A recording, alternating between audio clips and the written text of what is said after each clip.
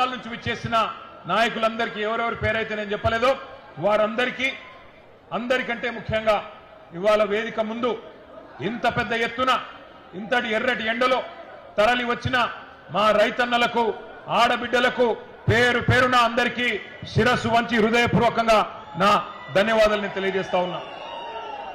ఒక్క మాటలో చెప్పాలి అంటే ఓరు గల్లుకు వందనం, పోరు గల్లుకు వందనం. గ్రామ గ్రామం నుంచి ఈ సంగ్రామ సదస్సుకు తరలి వచ్చిన ప్రతి రైతన్నకు నా ధన్యవాదం. ఇవాళ ఎందుకు పెట్టుకున్నాం ఈ సదస్సు, ఏ కారణం చేత ఈరోజు ఇంతమంది ఇంతటి ఎండలో ఈ కార్యక్రమాన్ని పెట్టుకున్నాం? సరిగ్గా ఈరోజు 6 మే 2026 సరిగ్గా ఈ రోజుతో నయవంచనకు 4 ఏళ్లు నిండింది. నయవంచనకు, మోసానికి 4 ఏళ్లు నిండింది. ఇది కాకతీయ పౌరుషాల గడ్డ, ఇది కాళోజీ ఆత్మ గౌరవ గడ్డ, జయశంకర్ సారు పుట్టిన గడ్డ ఈ ఓరుగల్లు. పోరాటాల విల్లు ఎక్కుపెడితే ఓరుగల్లు ద్రోహులకు గుండె జల్లుమంటది. అది మనం తెలంగాణ ఉద్యమంలోనే చూసిన విషయం కూడా నేను మీకు గుర్తు చేస్తా ఉన్నా. నర్సంపేట నుంచి ఇప్పుడే గౌరవనీయులు గౌరవ పెద్దలు రైతు మా గోపాలన్న మాట్లాడిండు. మా పెద్ద సుదర్శన్ రెడ్డి గారు మా సోదరుడు, వారిని ఆహ్వానిస్తే ఇక్కడికి వచ్చినారు. గోపాలన్న మాట్లాడితే మీ కేరింతలు, మీ చప్పట్లు వింటే నేను మధుసూదనాచారి గారు అనుకుంటా ఉన్నాం. ఇక మనం ఎవ్వరు మాట్లాడే అవసరం లేదు. రైతుల గుండెల్లో ఉన్న మాట గోపాలన్న చెప్పిండు అని చెప్పి మేము మాట్లాడుకుంటా ఉన్న పరిస్థితి మీ అందరికీ యాదికుండాలి. తెలంగాణ ఉద్యమ సమయంలో కూడా వరంగల్ ఎట్లా కదం దొక్కిందో మీ అందరికీ గుర్తున్నది. ఆ రోజుల్లో ఉద్యమ సమయంలో మా వినయ్ భాస్కర్ గారు పిలిస్తే నేను కూడా ఇదే హనుమకొండలో కాగడా పట్టుకొని మీతో పాటు కవాతు చేసిన. ఈ వరంగల్ వీధుల్లో తిరిగినాం. వరంగల్ జైల్లో ఆ ఉద్యమంలో భాగంగా ఇక్కడనే 2 రోజులు ఇక్కడే ఉన్నాం. ఏ పని ఇక్కడ మొదలుపెట్టినా విజయవంతమవుతుందనేది కేసీఆర్ గారి యొక్క నమ్మకం, కేసీఆర్ గారి యొక్క విశ్వాసం. అందుకే మహాగర్జన పెట్టిన రజతోత్సవ సభ మొన్న ఎల్కతుర్తిలో వరంగల్ అంటుకొని పెట్టినా వరంగల్ ఎంచుకోవడానికి కారణమే మరి మీ మీద ఉన్న విశ్వాసం. ఎందుకు పెట్టుకున్నాం మరి సదస్సు ఈరోజు, ఎందుకు కలుసుకున్నాం ఈరోజు ఇంతటి ఎర్రటెండలో? కాళోజీ నారాయణరావు గారు ఒక మాట చెప్పిండు, మరిచిపోకుండా గుర్తుంచుకోవాలి, మరిచిపోకుండా గుర్తుంచుకోవాలి, కసి ఆరకుండా బుసకొట్టు చుండాలి, కాలంబు రాగానే కాటేసి తీరాలే అని కాళోజీ నారాయణరావు గారు చెప్పిన మాటతో, ఆ కాలన్న స్ఫూర్తితో రైతన్నకు జరిగిన మోసాన్ని, ద్రోహాన్ని మర్చిపోకుండా గుర్తు చేయడానికే మొత్తం రాష్ట్రంలో ఉండే ప్రతి రైతన్నకు ఈ వరంగల్ వేదికగా యాద్ చేసినందుకే ఈ సదస్సు పెట్టుకున్నాం. సరిగ్గా 4 ఏళ్ల కిందట ఇప్పుడే నేను చెప్పినట్టు ఇక్కడికి కాంగ్రెస్ పార్టీ పెద్దలు వచ్చినారు. ఇక కాంగ్రెస్ పార్టీ పెద్దలనల్లా వాళ్ళని ఏమనాలో మీరే ఆలోచన చేయండి. నన్ను అడిగితే వాళ్ళు పెద్దలు కాదు, దొంగలు. కాంగ్రెస్ పార్టీ నుంచి వచ్చిన కొంతమంది దొంగలు కొంగ జపం చేసి ఇదే వరంగల్ వేదికగా 4 ఏళ్ల కిందట మరి చాలా నక్క వినయాలు ప్రదర్శిస్తూ రైతులను మోసం చేసే మాటలు చాలా చేసినారు. రైతుల ఓట్ల కోసం గాలమేసి వల విసిరిన ఆ రోజు ఢిల్లీ నుంచి రాహుల్ గాంధీ వచ్చిండు. గల్లీలో ఉండే తొట్టి గ్యాంగ్ నెంట పెట్టుకొని వచ్చిండు. వచ్చి ఇక్కడ సభ పెట్టిండు. పెట్టి ఏమేం చెప్పిండో ఇప్పుడు నేను మీకు చూపెడతా. ఒక్క నిమిషం.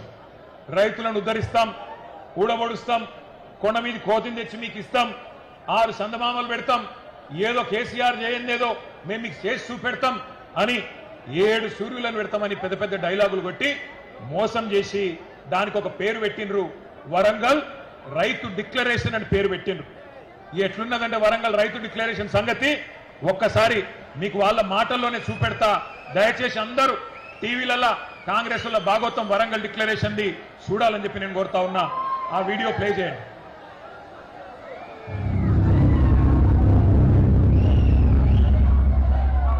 जैसे ही कांग्रेस पार्टी की यहां सरकार बनेगी वैसे 2 लाख रुपए का कर्जा माफ होगा और आपको सही एमएसपी मिलनी शुरू हो जाएगी। 15,000 रुपए प्रति एकड़ डायरेक्ट बेनिफिट हम किसानों को देने जा रहे हैं। ये सिर्फ एक डिक्लेरेशन नहीं है, ये किसानों के लिए कांग्रेस पार्टी की गारंटी है। ये खोखले शब्द नहीं है। पैडी को 400-500 रुपए में खरीदेंगे। పండించిన వరి పంటకి కనీస మద్దతు ధర అదనంగా బోనస్ ప్రకటించి 2,500 రూపాయల వరకు క్వింటల్ కి వరి ధాన్య కొనుగోలు చేస్తాం. కాంగ్రెస్ పార్టీ అధికారంలోకి వచ్చిన తక్షణమే రైతులకు ఏకకాలంలో 2 లక్షల రుణమాఫీ చేస్తాం. రెండవ డిక్లరేషన్ ఇందిరమ్మ రైతు భరోసా పథకం తెచ్చి భూమి కలిగిన రైతులకు, కౌలు రైతులకు ప్రతి ఎకరాకు ఏడాదికి 15,000 రూపాయల పెట్టుబడి సాయం అందిస్తాం. ఉపాధి హామీలో నమోదు చేసుకున్న భూమి లేని రైతు కూలీలకు ప్రతి ఏడాది 12,000 రూపాయల ఆర్థిక సహాయాన్ని అందిస్తాం.